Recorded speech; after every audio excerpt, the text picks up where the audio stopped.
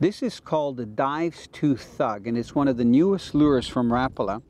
And I'm going to hold the box up for you so you can see the packaging right here. Now this particular one has a bright yellow or green colored side, I call it chartreuse, with a brown back. Now what's so unique about this particular crankbait isn't just the size, but also the angle of the slip. I'm going to hold up in my right hand here the standard Dives 2 Rapala. You can see it here. Now notice the way the lip comes straight out from that lure. So it's parallel, literally, to like the eyes or the head of the lure. But if you look at the thug, which is right here, if I hold the lures in the same direction, horizontal, see how that lip is angled down? That does a couple of things. One, it gives the lure a much wider side-to-side wobble like this. And also, because it's got such an angle, it can't go down that far. So it runs at about this particular angle to the bottom.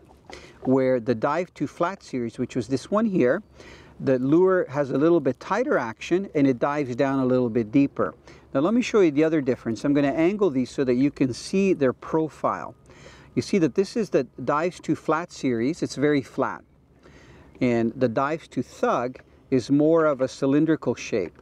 So because of that, it's actually quite buoyant for its size, and it's ideal to use when you're fishing for bass that are suspended in deeper water off the weed beds but shallower up. Okay, so the Dives 2 Flat, which is this one here, will dive down to about 10 feet. This particular one will dive down to about 7-8 feet, but you can control the buoyancy. Even though they're both suspending lures, this one will rise a little bit quicker. So they're ideal lures to use when you're fishing for bass off of weed lines.